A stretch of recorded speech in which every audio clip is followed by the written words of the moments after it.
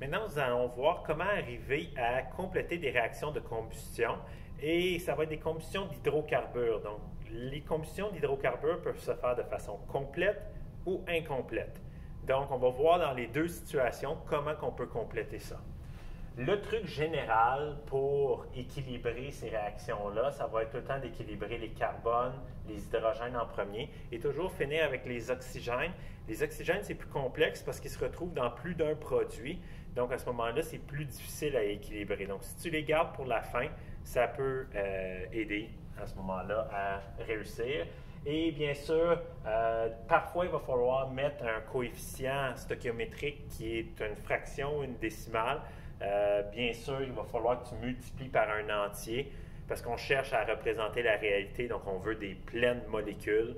Donc, je souhaite que vous multipliez par un entier pour vous assurer que tous vos coefficients sont des entiers lorsque vous terminez votre équilibrage. Si on commence avec le premier exercice, comment on pourrait écrire une réaction de combustion du propane? Le propane qui est le gaz utilisé dans les barbecues. Vous n'allez pas avoir plus d'informations que ça dans le problème, sur le test, sur l'examen. Donc, la seule chose, c'est que ça va demander est-ce que tu me donnes une combustion complète ou incomplète. Dans ce cas-ci, je veux les deux. Première chose que tu vas faire, tu vas déterminer c'est quoi le propane. Là, tu vas dire, mais propane, il n'y a même pas la formule chimique. Oui, mais je t'ai enseigné la nomenclature des composés organiques. C'est-à-dire que propane, tu sais que prop veut dire 3. Ane veut dire que tu as toutes des liaisons simples entre tes carbones. Donc, ce qui reste, c'est à respecter l'octet. Pour respecter l'octet, un carbone fait tout le temps 4 liaisons.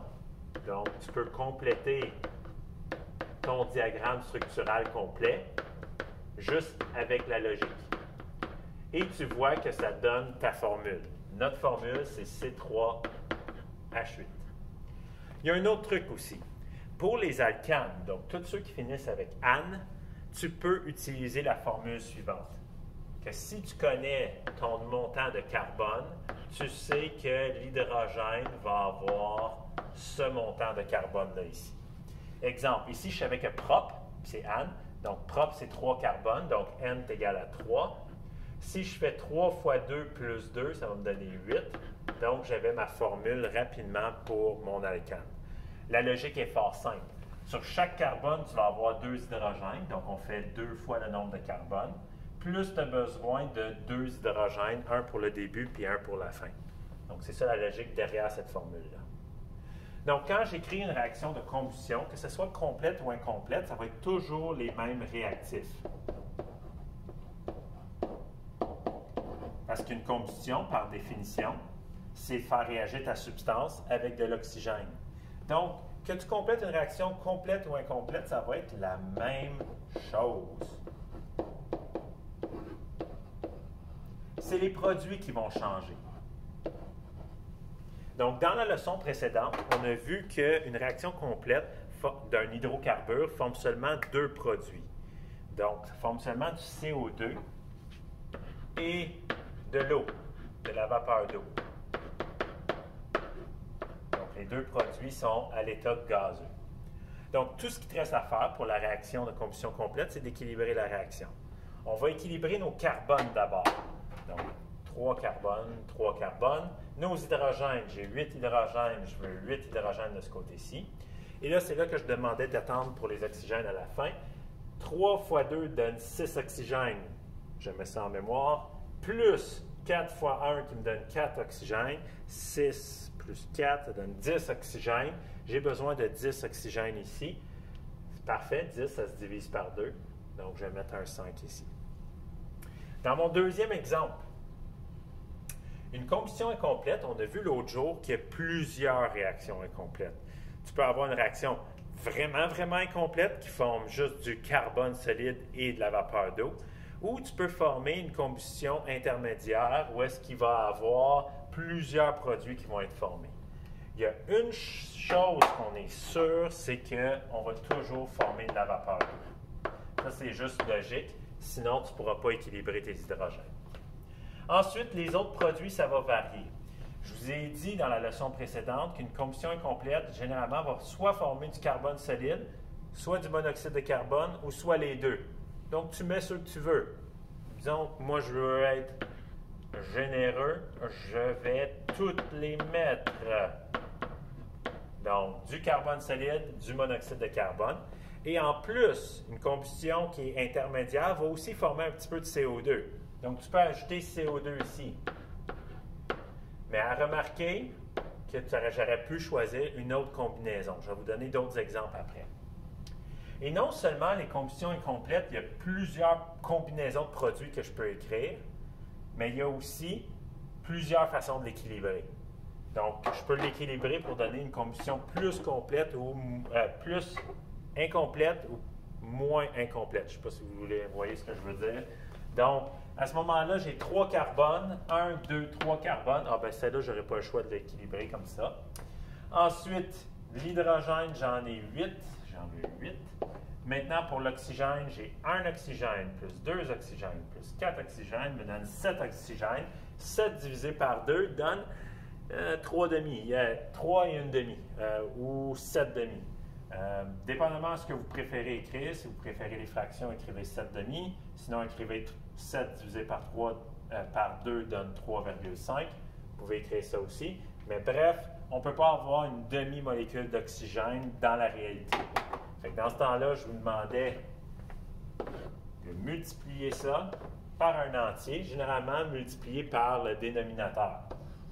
Donc, ma réponse finale pour celui-là, donc, je vais juste ici, ça va être que 2 propanes réagissent avec 7 molécules d'oxygène pour former 2 carbones solides avec 2 monoxydes de carbone, avec 2 dioxydes de carbone, avec 8 molécules d'eau gazeuse. Et là, vous pouvez vérifier, tous les éléments sont équilibrés. Fait que ça, c'était une des réponses possibles. Mais autant qu'il y a de gens dans la classe, j'aurais pu avoir autant de réponses différentes. Je vais vous donner un autre exemple d'une réponse différente qu'on aurait pu avoir ici pour la combustion incomplète. Donc, il va falloir que j'efface ça ici. J'efface ça ici. Je vais effacer mes coefficients stoichiométriques. Donc, quelqu'un aurait pu équilibrer la réaction en enlevant du dioxyde de carbone. Ça, c'est une possibilité. J'aurais pu même enlever juste le monoxyde de carbone ou juste le carbone, puis ça aurait été des bonnes réponses aussi. Okay? En autant que tu as un de ces deux-là et la vapeur d'eau. Okay? C'est le minimum. Maintenant, quand tu équilibres quelque chose comme ça, j'ai 3 carbones, puis là, j'en ai 2. Fait que c'est toi qui décides, est-ce que tu mets un 2 ici, puis un 2 ici. Puis les deux sont des bonnes réponses, c'est des réponses possibles. Mais utilise ta cocologie. Okay? Si je veux finir avec un nombre pair d'oxygène, parce que ça ne me tente pas de mettre les stupides grosses parenthèses puis faire x2. Okay? Donc, à ce moment-là, je sais que ça ici, ça vient de ça ici. Il y a 4, ça va être un 4 pour équilibrer les hydrogènes. Fait que j'ai un nombre pair d'oxygène ici. Fait que je vais m'arranger pour avoir un nombre pair d'oxygène ici. Donc, 2 oxygènes plus 4 oxygènes donne 6 oxygènes. Donc, à ce moment-là, j'ai un entier qui va finir ici. Là, à la fois, mes carbones, mes hydrogènes et mes oxygènes sont équilibrés. Puis j'ai fait le problème beaucoup plus rapidement. Donc, j'ai du temps sur mon test pour me concentrer sur les autres problèmes. Ici, on va faire la même chose avec l'essence. Donc, on va faire la combustion complète et incomplète de l'essence. Donc, première étape que je vous demande, déterminer c'est quoi la formule chimique de l'hexane. La formule chimique de l'hexane, X veut dire 6, N veut dire toutes des liaisons simples, j'ajoute mes hydrogènes et je vois que j'ai 14 hydrogènes. Donc, tu peux faire le dessin, ou il y en a peut-être qui ont dit, bien, monsieur nous avait montré un super truc tout à l'heure, je pouvais tout simplement utiliser ça ici. Si n est égal à 6, 12 plus 2, ça donne 14.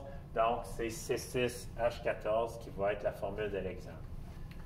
Là, tu écris ça. Là, tu te poses probablement la question, oui, mais l'essence, c'est quel état? Bien, si tu as déjà fait le plein de la voiture de tes parents, tu devrais savoir que de l'essence, c'est liquide. Hein? à température de la pièce. C'est une combustion. On écrit de l'oxygène. C'est une combustion complète. Tu dois écrire les deux produits d'une réaction complète.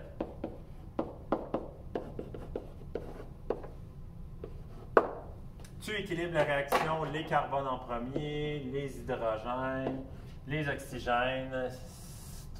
3 fois 2, 6, plus 7, ça donne 13. 13 divisé par 2, ça donne 13,5. Okay? Fait que je sais qu'il va falloir que je fasse tout fois 2. Je vais en profiter pour le faire. 1 fois 2, ça donne 2. 13,5 fois 2, ça donne 13. 3 fois 2, ça donne 6. 7 fois 2, ça donne 14. Et là, mon équation de combustion complète est équilibrée. On fait la même chose pour la combustion incomplète. Les réactifs vont être identiques.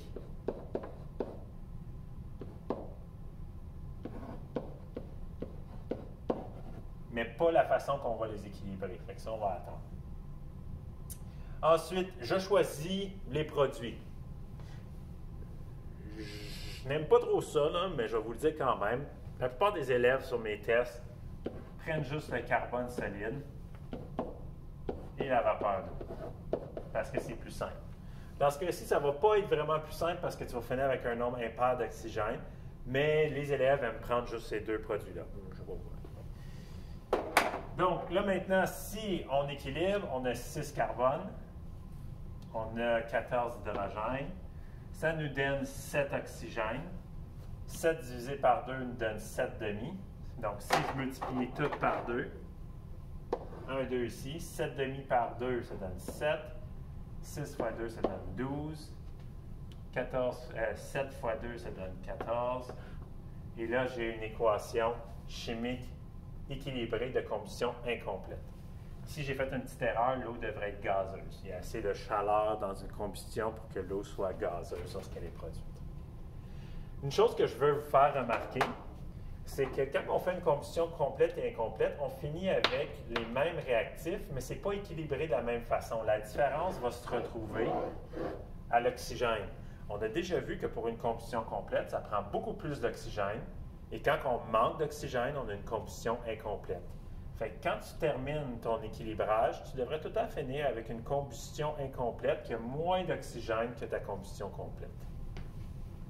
Donc, vous avez les exercices sur ça au bas de la page.